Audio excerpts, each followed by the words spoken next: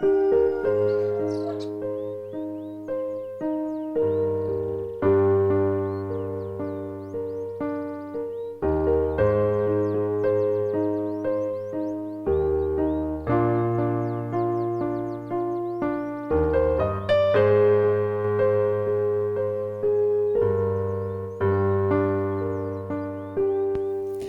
be like Jesus, the beauty of nature reveals God's character.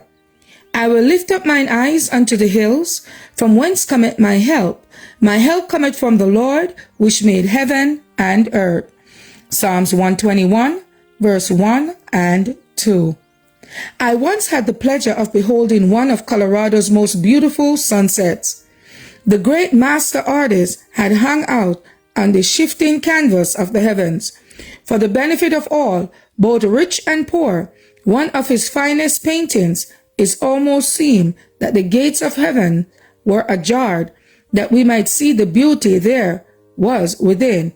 Oh, thought I, as one after another passed without noticing the scene. If it had been painted by human hands, how many would have been ready to fall down and worship it? God is a lover of the beautiful. He loves beauty of character, and he would have us cultivate purity and simplicity. The quiet grace of the flowers we are to seek for the ornament of meek and quiet spirit, which is in the sight of God of great price. Parents, what kind of education are you giving your children?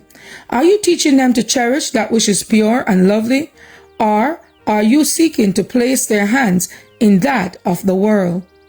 Are you spending time and means that they may learn the outward proprieties of life and secure the superficial and deceptive adornments of the world?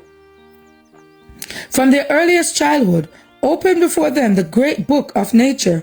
Teach them the mystery of the flowers. Show them if Jesus had not come to earth and die, we should have had none of the beautiful things which we now enjoy. Call their attention to the fact that the color and even the arrangement of every delicate bud of flower is an expression of the love of God to human beings, and that affection and gratitude to their Heavenly Father should be awakened in their hearts for all these gifts. Jesus, the greatest teacher the world ever knew, drew the most valuable illustration of truth from scenes in nature. Parents, imitate his example and use the things that delight the senses to impress important truths upon the minds of your children. Take them out in the morning. Let them hear the birds caroling forth their songs of praise. Teach them that we too should return thanks to the bountiful giver of all for the blessing we daily receive.